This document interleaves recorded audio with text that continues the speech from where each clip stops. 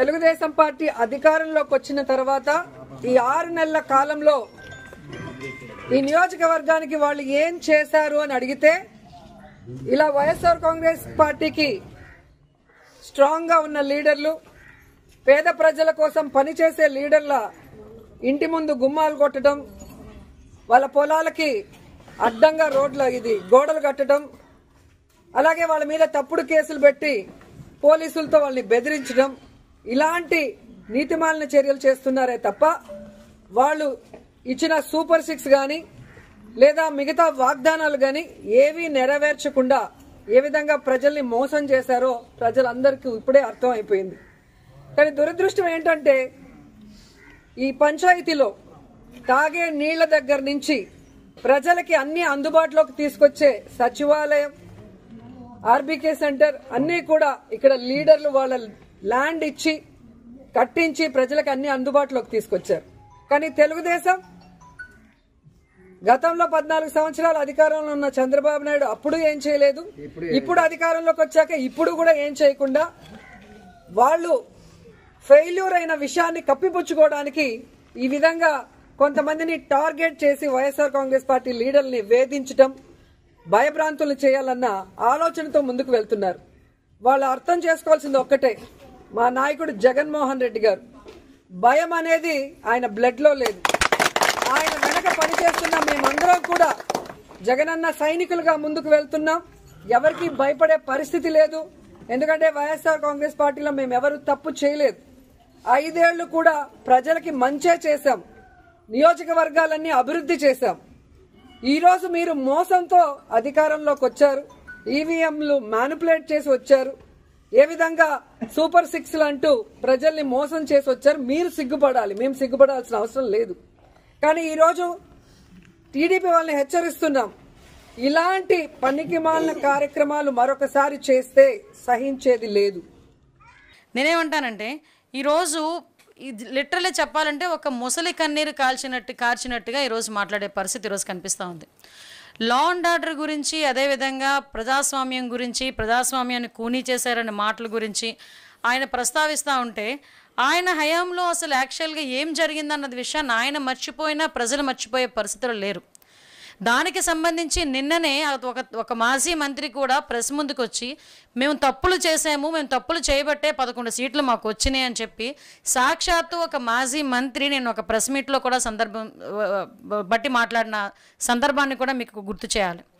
ఈరోజు ప్రజాస్వామ్యాన్ని కూనీ చేశారని మమ్మల్ని ప్రశ్నించే ఈ జగన్మోహన్ రెడ్డి, ఎమ్మెల్యే జగన్మోహన్ రెడ్డి గారు ఒక్కసారి తమరు 5 సంవత్సరాల పరిపాలనా కాలంలో తమరు విధ్వంసాలు ఎన్ని సృష్టించారు, ఎంతమందిని అమాయకుల్ని బలి తీసుకున్నారు, ఎంతమందిని మీరు రాజకీయ ముసుగులో నేరస్తుల్ని ప్రేరేపించి ఆర్థిక ఉగ్రవాదుల్లాగా రాజకీయ ఉగ్రవాదుల్ని అంటే నేరస్తుల్ని రాజకీయ ముసుగులో పంపించి ఎంతమంది మీద నీచమైన పోస్టులు పెట్టించారు, ఎంతమందిని అత్యాచారాలు జరిగినాయి, ఎంతమంది మీద హత్యలు జరిగినాయి.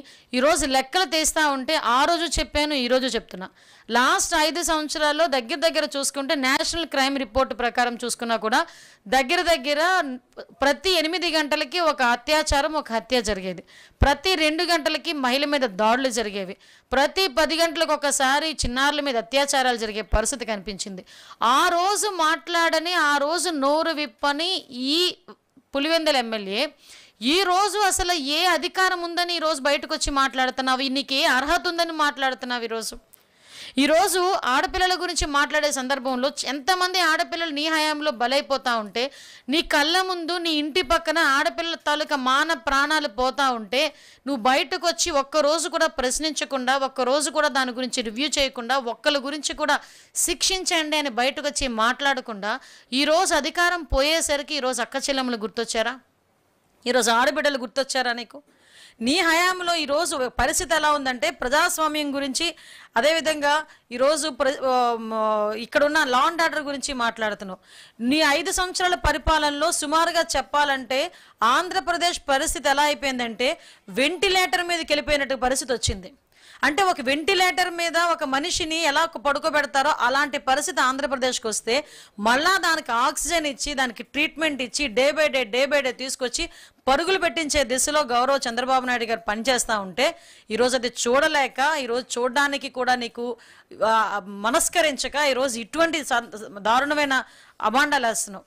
ఈరోజు నేను మళ్ళీ మాట్లాడుతున్నా, నీ హయాంలో గంజాయి విపరీతంగా పెరిగిపోయింది, నీ హయాంలో డ్రగ్స్ విపరీతంగా పెరిగిపోయినాయి, ఆడపిల్లల్ని నడి రోడ్డు మీద పొడిచి చంపేసే గంటలు ఎన్ని జరిగినాయి.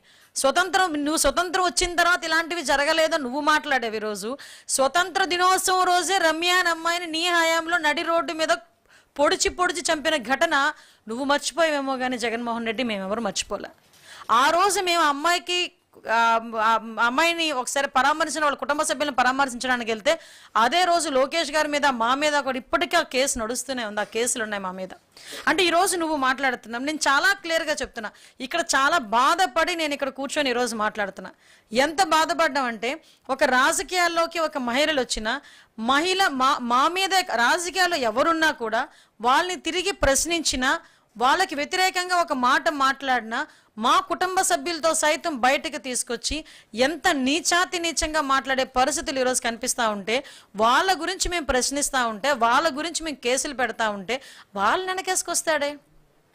వాళ్ళని ఈరోజు వెనకేసుకొచ్చి ప్రశ్నించే వాళ్ళరే. ఏం ప్రశ్నించావు నువ్వు? ప్రశ్నించడం అంటే ఏంటో తెలుసా? గవర్నమెంట్ విషయంలో ఎవరైనా నువ్వు ఈ సిద్ధాంతం తప్పు, లేకపోతే నువ్వు ఇచ్చిన సంక్షేమ కార్యక్రమాలు తప్పు, ఈ సంక్షేమ కార్యక్రమాలు ఇంత అవినీతి జరిగింది అని ఎవరైనా క్వశ్చన్ చేస్తే దాని మీద మేము పెట్టామంటే అప్పుడు అడుగు, మేము మాట్లాడతాం. నీకులాగా 60 సంవత్సరాల ఆవిడ రంగనాయకమ్మ ఆ రోజు ఎల్జీ పాలిమర్స్కి సంబంధించి ఒక ఇష్యూ గురించి సోషల్ మీడియాలో మీరు మాట్లాడితే ఆ రోజు ఎందుకు ఆవిడని సిఐడి ఆఫీస్కి రప్పించి ఆవిడకి నోటీసులు ఇచ్చి అర్ధరాత్రులు నోటీసులు పంపించి చేసే పరిస్థితి మేము ఎక్కడ కూడా చేయలేదే. ఒకసారి ఆలోచించండి. అదేవిధంగా సంతోష్ అని ఒక అబ్బాయి రాజమండ్రి కుర్రోడు వరద బాధితుల గురించి అని చెప్పి ఆ అబ్బాయికి గురించి క్వశ్చన్ చేశాడని ఆ ప్రెగ్నెంట్గా ఉన్న భార్యని హాస్పిటల్కి తీసుకెళ్తుంటే మధ్యలోనే ఆ అబ్బాయిని ఏదో టెర్రరిస్ట్ని తీసుకొచ్చినట్టు, తీవ్రవాదం తీసుకొచ్చిన సందర్భాన్ని నేను ఇప్పుడు నీకు గుర్తు చేయాలా? ఆసిలటి నిర్మల అని గుడివాడ ఆ ఎమ్మెల్యే అప్పుడు